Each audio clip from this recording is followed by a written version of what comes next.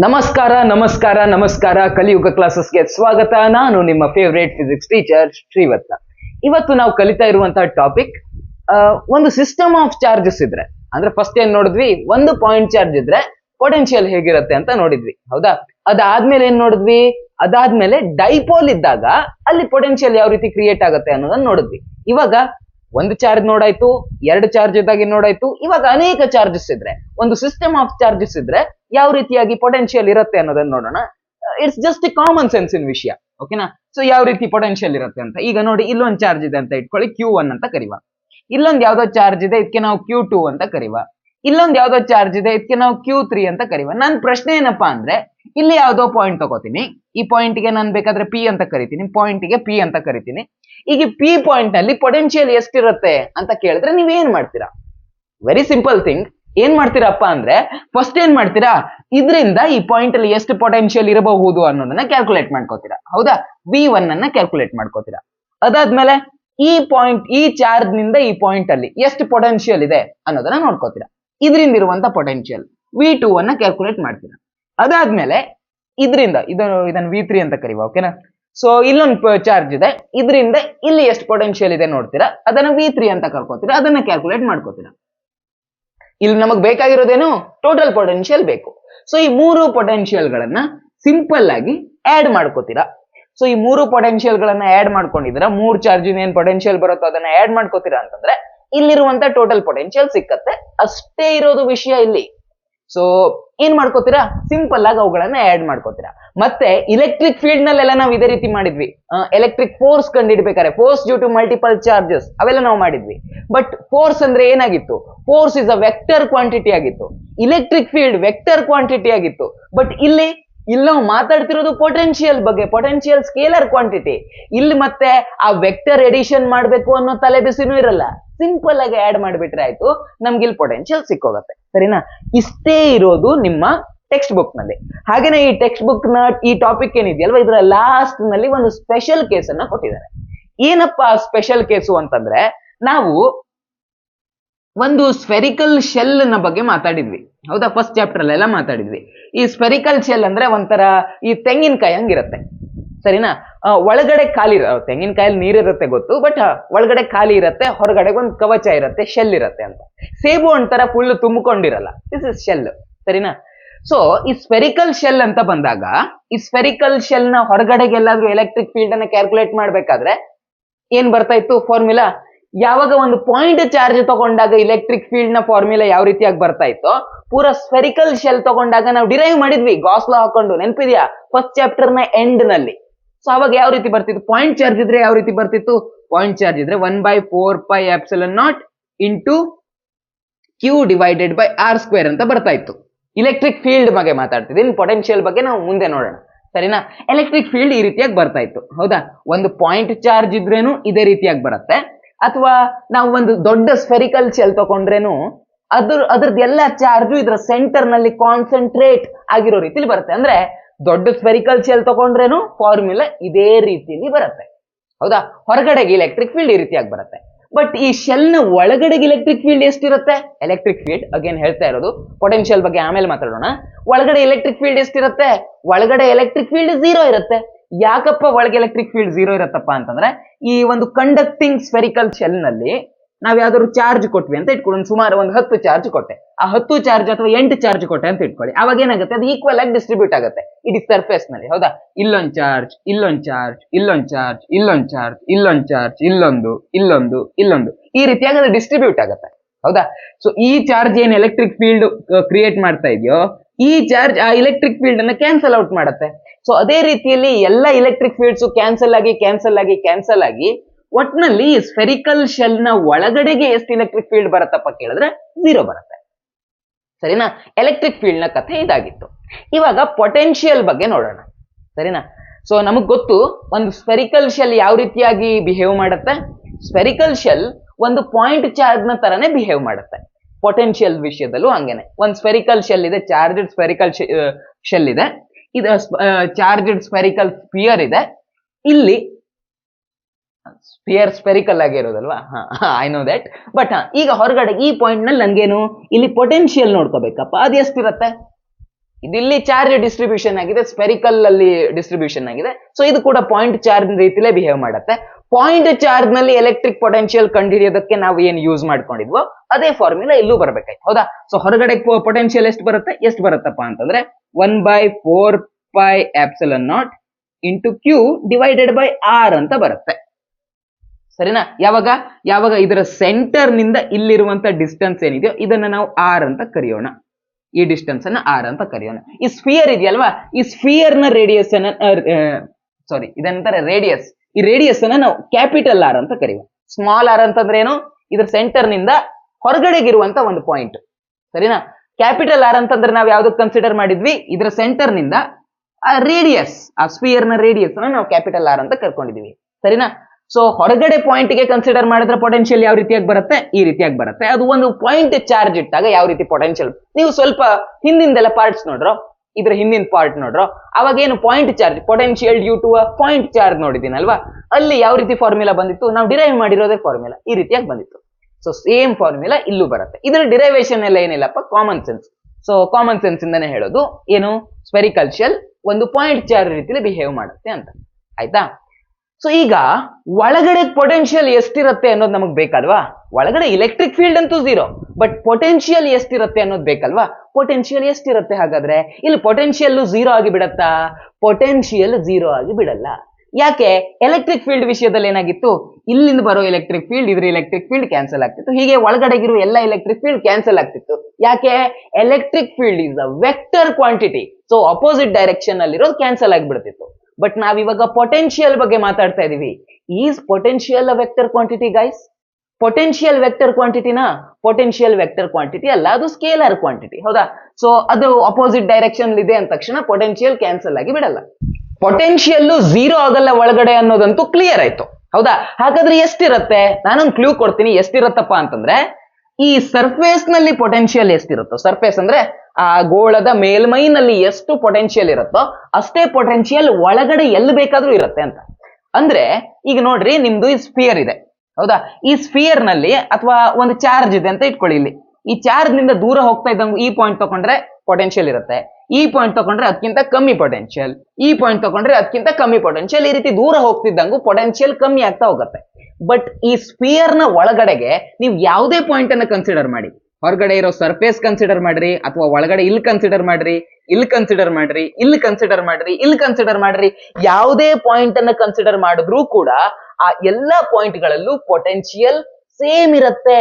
ಈ ಸ್ಫಿಯರ್ ನ ಒಳಗಡೆ ಪೊಟೆನ್ಶಿಯಲ್ ನ ವ್ಯಾಲ್ಯೂ ಕಾನ್ಸ್ಟಂಟ್ ಆಗಿ ಇರುತ್ತೆ, ಅಂದ್ರೆ ಒಂದೇ ವ್ಯಾಲ್ಯೂ ಇರುತ್ತೆ. ಇಡೀ ಸ್ಫಿಯರ್ ಯಾವುದೇ ಪಾಯಿಂಟ್ ತಗೊಂಡ್ರು ಪೊಟೆನ್ಶಿಯಲ್ ಸೇಮ್ ಇರುತ್ತೆ.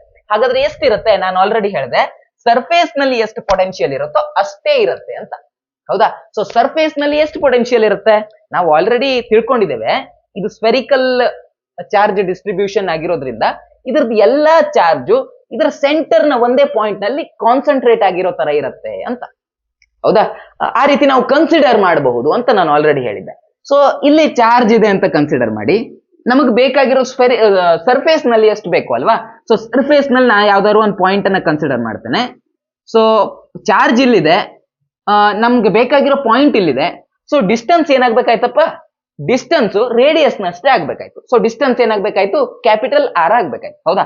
ಸೊ ಇಲ್ಲಿ ಪೊಟೆನ್ಶಿಯಲ್ ಫಾರ್ಮುಲಾ ಹೇಗೆ ಬರುತ್ತೆ? V is equal to 1/4πε0 Q ಅಂದ್ರೆ ಚಾರ್ಜ್ ಡಿವೈಡೆಡ್ ಬೈ ಡಿಸ್ಟೆನ್ಸ್, ಹೌದಾ? Q ಡಿವೈಡೆಡ್ ಬೈ ಆರ್ ಬರಿಬೇಕು potential in formula. So distance ಎಷ್ಟಿರುತ್ತೆ? ಡಿಸ್ಟೆನ್ಸ್ ರೇಡಿಯಸ್ ನಷ್ಟೇ ಇರುತ್ತೆ. ಸೊ ಡಿಸ್ಟೆನ್ಸ್ ಕ್ಯಾಪಿಟಲ್ ಆರ್ ಆಗಿ ಇರುತ್ತೆ. ಇದು ಪೊಟೆನ್ಶಿಯಲ್ ಔಟ್ ಸೈಡ್, ಹೌದಾ? Outside. ಇದು ಪೊಟೆನ್ಶಿಯಲ್ ಇನ್ಸೈಡ್. ಓಕೆನಾ? ಇವಾಗ ಗೊತ್ತಾಯ್ತಲ್ವಾ ಚಿಕ್ಕ ಡಿಫ್ರೆನ್ಸ್ ಇರೋದು. ಇಲ್ಲಿ ಕ್ಯಾಪಿಟಲ್ ಆರ್ ಬಂದಿದೆ, ಇಲ್ಲಿ ಸ್ಮಾಲ್ ಆರ್ ಬಂದಿದೆ. ಕ್ಯಾಪಿಟಲ್ ಆರ್ ಅಂತಂದ್ರೆ ಏನು? ಇದ್ರ ರೇಡಿಯಸ್. ಸ್ಮಾಲ್ ಆರ್ ಅಂತಂದ್ರೆ ಏನು? ಅದ್ರ ಹೊರಗಡೆಗಿರೋದಕ್ಕೆ ಇದು. ಸೊ ಔಟ್ ಸೈಡ್ ಇಂದಕ್ಕಿರೋ ಫಾರ್ಮುಲಾ ಇದು, ಹೌದಾ? ಔಟ್ ಸೈಡ್ ಅಂದ್ರೆ ಈ ಡಿಸ್ಟೆನ್ಸ್, ಸೆಂಟರ್ ನಿಂದ ಆ ಪಾಯಿಂಟ್ ಇರುವಂತ ಡಿಸ್ಟೆನ್ಸ್ ಅನ್ನ ನಾವು ಇದು ಸ್ಮಾಲ್ ಆರ್ ಅಂತ ತಗೊಂಡಿದೀವಿ ಅಷ್ಟೇ. ಆಸ್ ಯೂಶುವಲ್ ನಾವು ಮಾಡೋದೇನು, ಫಸ್ಟ್ ಕಾನ್ಸೆಪ್ಟ್ ಕಲ್ತ್ಕೋತೇವೆ, ಅದಾದ್ಮೇಲೆ ಕಾನ್ಸೆಪ್ಟ್ ಗಟ್ಟಿ ಆಗ್ಲಿ ಅಂತ ಪ್ರಶ್ನೆ ಸಾಲ್ವ್ ಮಾಡ್ಕೋತಾ ಇದ್ದೇವೆ. ಕಾನ್ಸೆಪ್ಟ್ ಕಲ್ತಾಗಿದೆ, ಏನ್ ಕಲಿಬೇಕಾಗಿತ್ತು ಅದು. ಇವಾಗ ಕಾನ್ಸೆಪ್ಟ್ ಅನ್ನ ಗಟ್ಟಿ ಮಾಡ್ಕೊಳ್ಳೋಕೆ ಪ್ರಶ್ನೆ ಸಾಲ್ವ್ ಮಾಡ್ಕೊಳ್ಳೋಣ. ನಾನು ಹೇಳ್ಕೊಟ್ಟಿರೋ ಕಾನ್ಸೆಪ್ಟ್ ಗಳಲ್ಲಿ ಯಾವುದೇ ಡೌಟ್ ಇದ್ರು, ಜೆನ್ಯೂನ್ ಡೌಟ್ ಯಾವುದೇ ಇದ್ರು ದಯವಿಟ್ಟು ಕಮೆಂಟ್ ಸೆಕ್ಷನ್ ಕೇಳಿ. ಮೊನ್ನೆ ರೇಣುಕಾ ಯಾರು ಕೇಳದಿತ್ತು, ಡೌಟ್ ಕೇಳದಿತ್ತು. ಸೊ ನಾನು ಅದಕ್ಕೆ ಬರೀ ಕಮೆಂಟ್ ಅಲ್ಲಿ ರಿಪ್ಲೈ ಮಾಡಿ ಆನ್ಸರ್ ಮಾಡ್ಲಿಲ್ಲ, ಅದಕ್ಕೆ ಅದನ್ನ ಹಿಡ್ಕೊಂಡು ಒಂದು ಚಿಕ್ಕ ವಿಡಿಯೋ ಮಾಡಿ ಸೊಲ್ಯೂಷನ್ ಕೊಟ್ಟಿದ್ದೇನೆ, ಯೂಟ್ಯೂಬ್ ಶಾರ್ಟ್ ಮಾಡಿ ಹಾಕಿದ್ದೇನೆ, ನೋಡಿ ನೀವು ನೋಡ್ಬೋದು, ಇನ್ನು ಇದೆ ಅದು ಯೂಟ್ಯೂಬ್ ಶಾರ್ಟ್ ಮಾಡಿ. ಸೊ ಆ ರೀತಿ ನಾನು ಸೊಲ್ಯೂಷನ್ ಕೊಡೋದಕ್ಕೆ ಟ್ರೈ ಮಾಡ್ತೇನೆ, ಸರಿನಾ? ನಿಮ್ ಜೆನ್ಯೂನ್, ನಿಮ್ಮ ಡೌಟ್ ಏನಿದೆಯೋ ಅದು ಜೆನ್ಯೂನ್ ಆಗಿದ್ರೆ. ಸೊ ಇವಾಗ ಬರೋಣ, ಪ್ರಶ್ನೆಯನ್ನ ಸಾಲ್ವ್ ಮಾಡ್ಕೊಳಕ್ ಬರೋಣ. ಸೊ ಏನಿದೆ, 2 point charges A and B are located dynamically opposite direction. ಇದು ಹಾಳು. ಯಾಕೆ ಇದು ಹಾಳು ಅಂತೇನಂದ್ರೆ, ನಮ್ಗೆ ಸೀದಾ ಸಾದಾ ಪ್ರಶ್ನೆ ಕೊಟ್ರೆ ನಾನು ಹೇಳಿರ್ತೀನಿ, ಕಾನ್ಸೆಪ್ಟ್ ಕಲ್ಸಿರ್ತೀನಿ, ನೀವು ಕಾನ್ಸೆಪ್ಟ್ ಅರ್ಥ ಮಾಡ್ಕೊಂಡಿರೋದು ಪ್ರಶ್ನೆ ಈಸಿಯಾಗಿ ಸಾಲ್ವ್ ಮಾಡ್ತೀರಾ. ಬಟ್ ಇವ್ರು ಕೊಡ್ಬೇಕಾದ್ರೆ ಈ ರೀತಿಯಾಗಿ ಕೊಡ್ತಾರೆ, ಈ ರೀತಿ ವಿಚಿತ್ರ ಶಬ್ದ,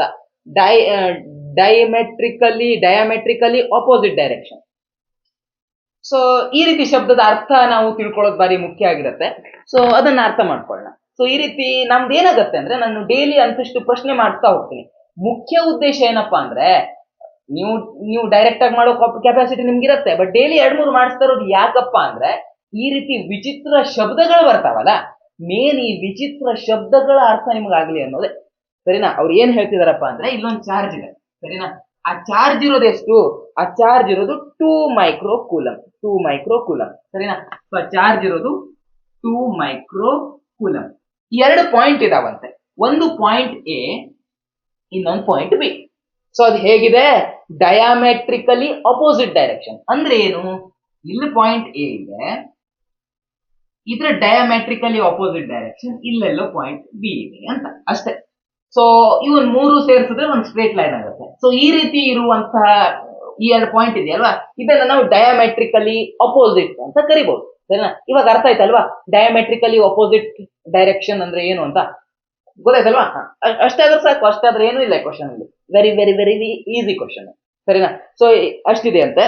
ಸೊ ಪಾಯಿಂಟ್ ಎ ಗೆ ಇರುವಂತ ಡಿಸ್ಟೆನ್ಸ್ ಇರೋದು 2 ಮೀಟರ್, ಆಮೇಲೆ ಬಿ ಪಾಯಿಂಟ್ ಗೆ ಇರುವಂತ ಡಿಸ್ಟೆನ್ಸ್ ಇರೋದು 1 ಮೀಟರ್. ಸೊ ಈ ಡಿಸ್ಟೆನ್ಸ್ ಇರೋದು 2 ಮೀಟರ್, ಹಾಗೇನೆ ಈ ಡಿಸ್ಟೆನ್ಸ್ ಇರುವಂತದ್ದು 1 ಮೀಟರ್, ಸರಿನಾ? ಇವಾಗ ನಮ್ಗೆ ಅವ್ರು ಕೇಳ್ತಾ ಇರೋದು ಪೊಟೆನ್ಶಿಯಲ್ ಡಿಫ್ರೆನ್ಸ್ ಎಷ್ಟು ಅಂತ, ಓಕೆನಾ? ಸೊ ನಾವೇನ್ ಮಾಡ್ಕೋಬೇಕು, ಫಸ್ಟ್ ಈ ಪಾಯಿಂಟ್ ಅಲ್ಲಿ ಪೊಟೆನ್ಶಿಯಲ್ ಎಷ್ಟಿದೆ ನೋಡ್ಕೋಬೇಕು, ಅದಾದ್ಮೇಲೆ ಈ ಪಾಯಿಂಟ್ ಅಲ್ಲಿ ಪೊಟೆನ್ಶಿಯಲ್ ಎಷ್ಟಿದೆ ನೋಡ್ಕೋಬೇಕು, ಅದಾದ್ಮೇಲೆ ಅವುಗಳನ್ನ ಡಿಫ್ರೆನ್ಸ್ ತೆಗೆದ್ರೆ ಆಯ್ತು, ದಟ್ಸ್ ಆಲ್, ಓಕೆನಾ? ಸೊ ಅದನ್ನ ಮಾಡ್ತಾ ಹೋಗೋಣ.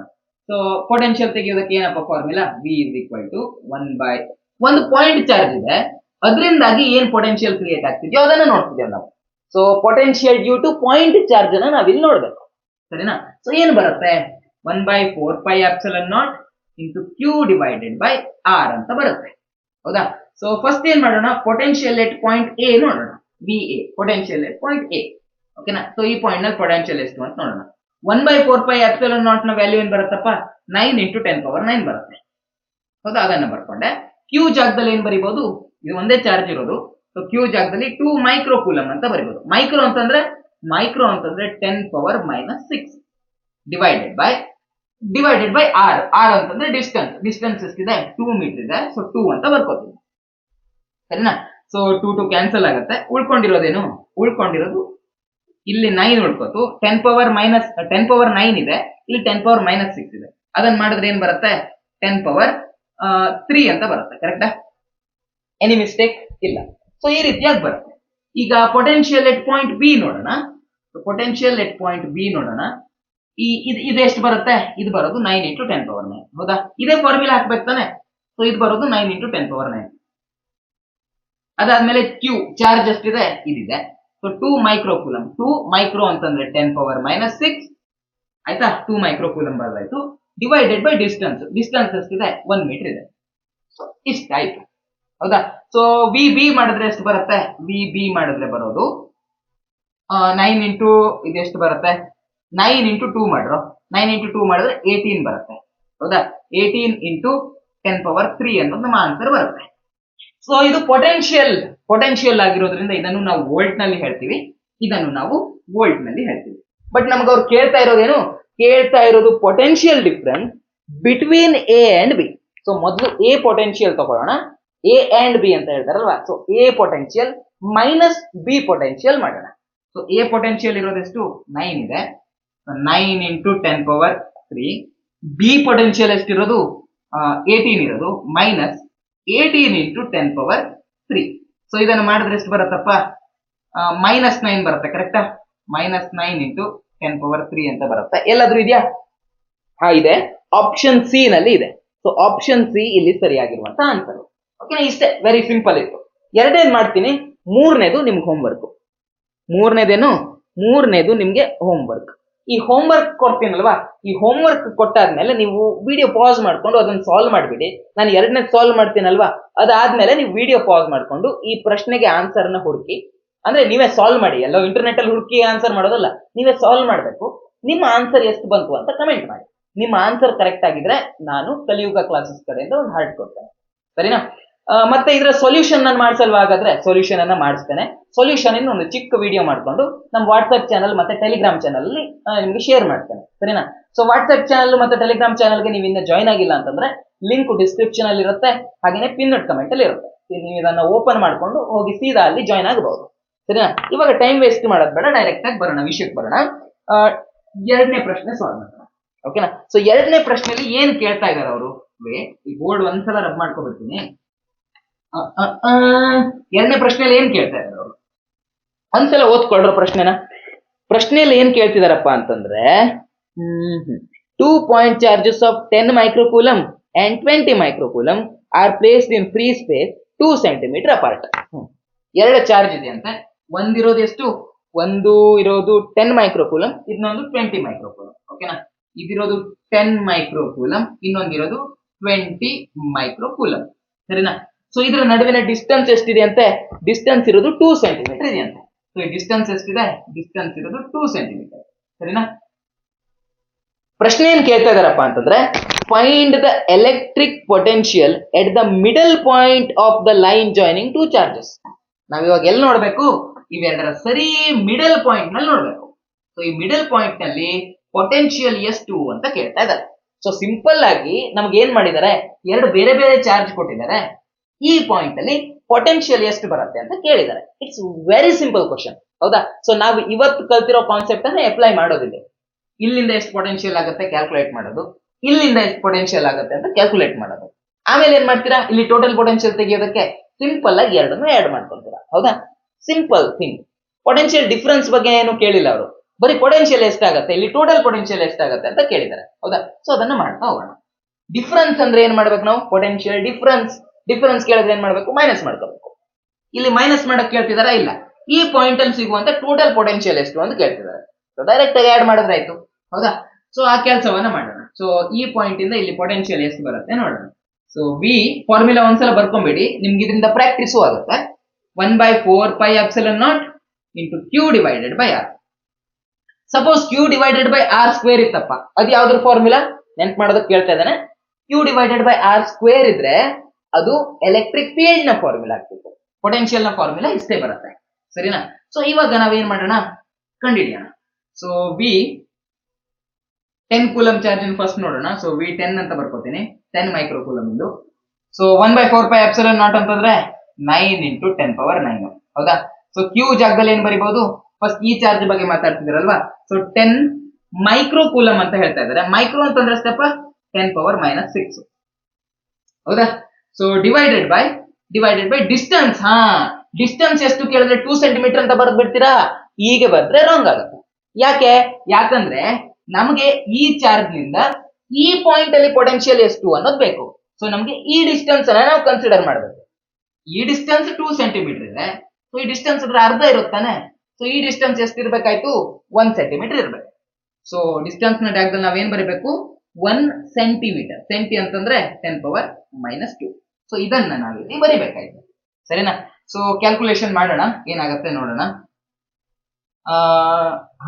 ಇಲ್ಲಿ 9 ಇದೆ, ಇಲ್ಲಿ 10⁻9 ಇದೆ. ಈ 10 ಅನ್ನ ನಾನು 10⁻1 ಅಂತ ಬರ್ಕೋತೀನಿ. ಸೊ 10⁻9 10⁻1 ಎಷ್ಟಾಗುತ್ತೆ? 10⁻10 ಆಗುತ್ತೆ, ಹೌದಾ? ಸೊ ಈ 10⁻−2 ಅನ್ನ ಮೇಲ್ಗಡೆ ತಗೊಂಡೋದ್ರೆ 10⁻−2 ಅನ್ನ ಮೇಲ್ಗಡೆ ತಗೊಂಡೋದ್ರೆ ಅದು 10⁻2 ಆಗುತ್ತೆ, ಹೌದಾ? ಸೊ ಇದು 10⁻2 ಆಗುತ್ತೆ. ಇವೆರಡು ಮಾಡಿದ್ರೆ ಏನ್ ಬರುತ್ತೆ? ಇವೆರಡು ಮಾಡಿದ್ರೆ 10⁻10 ಅಂತ ಬರುತ್ತೆ. ಇದು 10⁻2 ಮೇಲ್ಗಡೆ ತಗೊಂಡೋದ್ರೆ 10⁻2 ಆಯ್ತು. ಸೊ 10⁻2 ಮತ್ತೆ 10⁻10 ಇವೆರಡು ಮಾಡಿದ್ರೆ ಏನ್ ಬರುತ್ತಪ್ಪ? ಇವೆರಡು ಮಾಡಿದ್ರೆ 10⁻12 ಅಂತ ಬರುತ್ತೆ, ಕರೆಕ್ಟಾ? ಸೊ ಇಲ್ಲಿರೋದು 10⁻−6, 10⁻12 into 10⁻−6 ಇವೆರಡು ಮಾಡಿದಾಗ ಟೋಟಲ್ ಆಗಿ ಏನ್ ಬರುತ್ತೆ ನಮ್ಗೆ? 10⁻12ರಲ್ಲಿ 6 ತೆಗಿದ್ರು 6 ಬರುತ್ತೆ, ಕರೆಕ್ಟಾ? ಸೊ 9 ಮತ್ತೆ ಯಾವ್ದಾದ್ರು ಇದೆಯಾ? ಇದು ಸಾಲ್ವ್ ಮಾಡಾಯ್ತು, ಇದು ಸಾಲ್ವ್ ಮಾಡಾಯ್ತು, ಇದು ಸಾಲ್ವ್ ಮಾಡಾಯ್ತು, ಇದು ಸಾಲ್ವ್, ಮತ್ತೇನು ಸಾಲ್ವ್ ಮಾಡ್ಕೊಳ್ಳೋಕೆ ಉಳಿದಿಲ್ಲ. ಸೊ ಇದು 9 ಇಂಟು 10⁶ ಅಂತ ಬರುತ್ತೆ. ಸೊ ಇವುದನ್ನು ಕೇಳ್ತಾ ಇದ್ದಾರೆ, ಪೊಟೆನ್ಶಿಯಲ್ ಕೇಳ್ತಿದ್ದಾರೆ, ಹೀಗಾಗಿ ಅಷ್ಟು ವೋಲ್ಟ್ ಅಂತ ನಾವು ಹೇಳ್ಬೋದು. ಸರಿನಾ? ಓಕೆನಾ ಗೈಸ್, ಕ್ಲಿಯರ್? ಇವಾಗ ಈ 20 ಮೈಕ್ರೋಕೂಲಮ್ ಚಾರ್ಜ್ ಇದೆ ಅಲ್ವಾ, ಇದರಿಂದ ಪೊಟೆನ್ಶಿಯಲ್ ಎಷ್ಟು ಬರುತ್ತೆ? ನಾನು ಇದನ್ನ ಕ್ಯಾಲ್ಕುಲೇಟ್ ಮಾಡ್ಕೊಂಡು ಹೇಳ್ಬಹುದು, ಬಟ್ ನಾನೇನ್ ಮಾಡ್ತೀನಿ, ಇಲ್ಲಿ ನಮ್ಮ ಕಾಮನ್ ಸೆನ್ಸ್ ನ ಪ್ರಯೋಗ ಮಾಡೋಣ ಅಂತ ಹೇಳ್ತೀನಿ. ಯಾಕಪ್ಪ ಅಂದ್ರೆ ಈಗ ಇಲ್ಲಿ ಚಾರ್ಜ್ 10 ಇತ್ತು, ಹೌದಾ? ಸೊ ಏನೋ ಪೊಟೆನ್ಶಿಯಲ್ ಬಂತು. ಇವಾಗ ಡಿಸ್ಟೆನ್ಸ್ ಎರಡರದ್ದು ಸೇಮೇ ಇದೆ, ಡಿಸ್ಟೆನ್ಸ್ ನಲ್ಲಿ ಏನು ಲಫಡ ಇಲ್ಲ, ಸೊ ಡಿಸ್ಟೆನ್ಸ್ ಸೇಮೇ ಇದೆ. ಬಟ್ ಇಲ್ಲಿ ಚಾರ್ಜ್ ಏನಿತ್ತು ಇದಕ್ಕಿಂತ ಇಲ್ಲಿ ಡಬಲ್ ಚಾರ್ಜ್ ಇದೆ, ಹೌದಾ? ಡಿಸ್ಟೆನ್ಸ್ ಸೇಮೇ ಇದೆ ಬಟ್ ಚಾರ್ಜ್ ಡಬಲ್ ಇದೆ. ಸೊ ಹೀಗಾಗಿ ಪೊಟೆನ್ಶಿಯಲ್ ಕೂಡ ಡಬಲ್ ಆಗ್ಬೇಕು, ಕಾಮನ್ ಸೆನ್ಸ್, ಹೌದಾ? ಸೊ ಪೊಟೆನ್ಶಿಯಲ್ ಡಬಲ್ ಆಗುತ್ತೆ. ಇಲ್ಲಿ ಪೊಟೆನ್ಶಿಯಲ್ ಇಷ್ಟು ಬಂದಿತ್ತು, ಸೊ ಇಲ್ಲಿ ಇದರ ಡಬಲ್ ಪೊಟೆನ್ಶಿಯಲ್ ಬರ್ಬೇಕಾಯ್ತು. ಸೊ ಎಷ್ಟು ಬರುತ್ತೆ? ಇದು 9 ಬಂದಿತ್ತು, ಸೊ 9 ಎಷ್ಟು? 18 ಇಂಟು 10⁶ ವೋಲ್ಟ್ ಅಂತ ಬರುತ್ತೆ. ಸರಿನಾ? ಇಲ್ಲಿಷ್ಟು ಬಂತು, ಇಲ್ಲಿಷ್ಟು ಬಂತು. ಸೊ ಈ ಮಿಡ್ ಪಾಯಿಂಟ್ ನಲ್ಲಿ ಇರುವಂತ ಟೋಟಲ್ ಪೊಟೆನ್ಶಿಯಲ್ ಬೇಕು. ನಾವೇನ್ ಮಾಡ್ಬೇಕು ಅವಾಗ? ಎರಡು ಪೊಟೆನ್ಶಿಯಲ್ ಅನ್ನ ಆಡ್ ಮಾಡ್ಕೋಬೇಕು. ಒಂದು potential due to 10 microcoulomb charge plus potential due to 20 microcoulomb charge. So ಇದೆಷ್ಟಿದೆ? ಇದಿರೋದು 9 ಇಂಟು 10⁶. ಇದಿರೋದು ಎಷ್ಟು? ಇದಿರೋದು 18 ಇಂಟು 10⁶. ಸೊ ಇವೆರಡು ಮಾಡಿದ್ರೆ ಎಷ್ಟು ಬರುತ್ತೆ? 9 ಪ್ಲಸ್ 18 ಮಾಡಿದ್ರೆ, ಇಲ್ಲಿ ನೋಡ್ರ, ಇಲ್ಲಿ 10⁶ ಅನ್ನೋದು ಕಾಮನ್ ಇದೆ. ಸೊ 10⁶ ಅನ್ನ ಕಾಮನ್ ತಗೋತೀನಿ. ಉಳ್ಕೊಂಡಿರೋದೇನು? 9 ಇದೆ, ಈ ಕಡೆ 9 ಉಳ್ಕೊಂಡಿದೆ. 10⁶ ಅನ್ನು ಕಾಮನ್ ತೆಗೆದಿದ್ದೀನಲ್ವಾ, ಇಲ್ಲಿ ಉಳ್ಕೊಂಡಿರೋದೇನು? ಪ್ಲಸ್, ಇಲ್ಲಿ ಉಳ್ಕೊಂಡಿರೋದು 18, ಹೌದಾ? ಸೊ 9 ಪ್ಲಸ್ 18 ಮಾಡಿದ್ರೆ 27 ಇಂಟು 10⁶ ಅಂತ ಬರುತ್ತೆ. ಸರಿನಾ? ಇಷ್ಟು ವೋಲ್ಟ್ ಅಂತ ಬರುತ್ತೆ. ಆಪ್ಷನ್ ನಲ್ಲಿ ಕೊಟ್ಟಿದಾರ? ಆಪ್ಷನ್ ನಲ್ಲಿ ಈ 10 ಪವರ್ ಕೊಡೋದನ್ನ ಅವ್ರು ಮರ್ತೇ ಬಿಟ್ಟಿದ್ದಾರೆ. ಬಹುಶಃ ನನ್ನ ಕ್ಯಾಲ್ಕುಲೇಷನ್ ಎಲ್ಲ ಏನಾದ್ರು ರಾಂಗ್ ಇದ್ರೆ ನೀವು ಕಮೆಂಟ್ ಅಲ್ಲಿ ಹೇಳ್ತೀರಾ. ಬಟ್ ನನ್ನ ಪ್ರಕಾರ ನಾನು ಇಲ್ಲೆಲ್ಲೂ ರಾಂಗ್ ಮಾಡಿಲ್ಲ, ತುಂಬಾ ಈಸಿ ಇತ್ತು. ಇಷ್ಟು ಈಸಿ ಇದ್ದಾಗ ನಾನು ರಾಂಗ್ ಮಾಡಕ್ ಚಾನ್ಸೇ ಇಲ್ಲ. ಸರಿನಾ? 27 ಇಂಟು 10⁶ ಅಂತ ಬಂದಿದೆ, ಬಟ್ ಆಪ್ಷನ್ ಅಲ್ಲಿ ಅವ್ರು ಯಾವ್ದನ್ನು ಕೊಟ್ಟಿಲ್ಲ. ಬಟ್ ಅದಕ್ಕೆ ಮ್ಯಾಚ್ ಆಗ್ತಾ ಇರೋದು ಇದು. ಸೊ 10⁶ ಇಂಟು 10⁶ ಅಂತ ಕೊಡಬೇಕಿತ್ತು, ಬಟ್ ಸ್ಟಿಲ್ ನಾವು ಇದನ್ನ 27 ಇಂಟು 10⁶ ಅಂತ ಹೇಳಿ ಇದನ್ನೇ ಕರೆಕ್ಟ್ ಆಗಿರೋ ಆಪ್ಷನ್ ಅಂತ ನಾವು ಕನ್ಸಿಡರ್ ಮಾಡೋಣ. ಸರಿನಾ? ನೆಕ್ಸ್ಟ್ ಈ ಮೂರನೇದೇನಿದೆಯೋ ಇದು ನಿಮ್ ಹೋಮ್ ವರ್ಕ್. ವಿಡಿಯೋ ಪಾಸ್ ಮಾಡಿ ಈ ಹೋಮ್ ವರ್ಕ್ ಅನ್ನ ಸಾಲ್ವ್ ಮಾಡಿ, ಎಷ್ಟು ಆನ್ಸರ್ ಬಂತು ಅಂತ ಕಮೆಂಟ್ ಮಾಡಿ. ಆನ್ಸರ್ ಸರಿಯಾಗಿದ್ರೆ ನಾನು ಹಾರ್ಟ್ ಕೊಡ್ತೇನೆ, ಆನ್ಸರ್ ಸರಿಯಾಗಿಲ್ದೇ ಇದ್ರೆ, ಸಪೋಸ್ ನಂಗೆ ಟೈಮ್ ಜಾಸ್ತಿ ಇತ್ತು ಅಂದ್ರೆ ನಿಮ್ಗೆ ನೀವೇನು ಮಿಸ್ಟೇಕ್ ಮಾಡಿರಬಹುದು ಅನ್ನೋದನ್ನ ನಿಮ್ ಕಮೆಂಟ್ ಅಲ್ಲಿ ನಿಮ್ಗೆ ಅಲ್ಲಿ ರಿಪ್ಲೈ ಮಾಡ್ತೇನೆ. ಸರಿನಾ? ಇದಾಗಿತ್ತು ಇವತ್ತಿನ ಕ್ಲಾಸ್. ಮುಂದಿನ ವಿಡಿಯೋದಲ್ಲಿ ಮತ್ತೆ ಭೇಟಿಯಾಗೋಣ. ಪ್ಲೀಸ್ ವಿಡಿಯೋಗೆ ಲೈಕ್ ಮಾಡೋದು ಮರಿಬೇಡಿ, ಚಾನಲ್ ಸಬ್ಸ್ಕ್ರೈಬ್ ಮಾಡೋದು ಮರಿಬೇಡಿ. ಯಾಕಂದ್ರೆ ಫ್ರೀ ಆಗಿ ಇಷ್ಟು ಎಫರ್ಟ್ ಹಾಕ್ತಾ ಇದೀನಿ ಅಂದ್ರೆ ನಮ್ಗೆ ನಿಮ್ಮ ಲೈಕು, ಸಬ್ಸ್ಕ್ರೈಬ್ ಮಾಡೋದು, ನಿಮ್ಮ ಕಮೆಂಟು ಇದೇ ನನಗೆ ಮೋಟಿವೇಟ್ ಮಾಡೋದು. ಸೊ ಪ್ಲೀಸ್ ಅರ್ಥ ಮಾಡ್ಕೊಳ್ಳಿ. ವಿಡಿಯೋಗೆ ಲೈಕ್ ಮಾಡೋದು, ನಿಮ್ಮ ಫ್ರೆಂಡ್ಸ್ ಜೊತೆಗೆ ಶೇರ್ ಮಾಡಿ, ಅದಕ್ಕೆ ಜಾಸ್ತಿ ವ್ಯೂಸ್ ಬರೋ ರೀತಿಯಲ್ಲಿ ಮಾಡೋದು, ಇದನ್ನೆಲ್ಲ ಮಾಡಿ. ಸರಿನಾ? Thank you so much. ಮತ್ತೆ ಭೇಟಿ ಆಗ್ತಿರೋಣ. ನಮಸ್ಕಾರ.